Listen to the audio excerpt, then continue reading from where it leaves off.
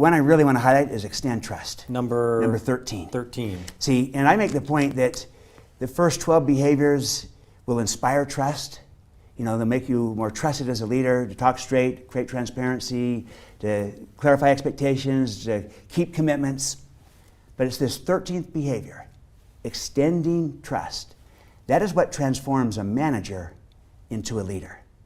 So the first 12 behaviors will make me a more trusted manager, administrator, person, but it's this 13th behavior, this act of extending trust to others. That is an act of leadership. And it is the defining act of leadership to extend trust to another person. And it's a game changer. And it's saying, look, I believe in you, I trust in you. And it's not a blind trust, it's a smart trust. You always have clear expectations and agreed upon process for accountability. Two of the behaviors.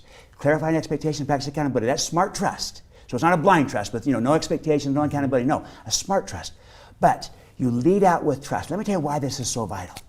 It generates a reciprocity.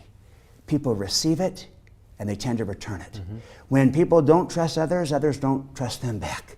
I found that so often leaders, they might behave in the right ways, but they often don't extend trust to people.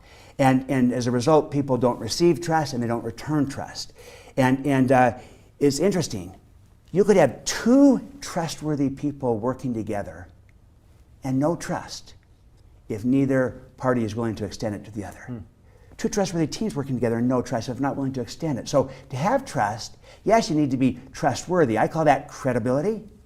But you also need to be willing to extend the trust, to give it. And that last behavior, extending trust, is a game-changing, defining act of a leader. It transforms a manager into a leader. And people return it, they reciprocate it back, but also, Scott, it brings out the best in them. People are inspired by it. They rise to the occasion, they perform better, and they want to give it back. And I'm not naive. That's your experience. I mean, you wrote about it, but as a CEO, that was your experience. Absolutely. Well. I saw this firsthand. People respond to being trusted, they perform better. Now look, I'm not naive. There's always a few that might abuse it, take advantage. But don't let the 5% who you can't trust define for you the 95% who you can.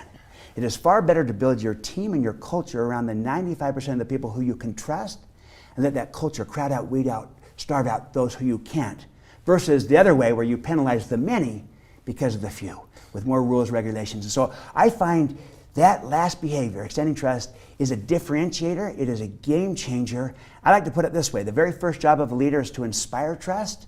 That's through who you are, your credibility and your behavior. But it's the second job of a leader to extend trust, to give it. And that's what defines leadership for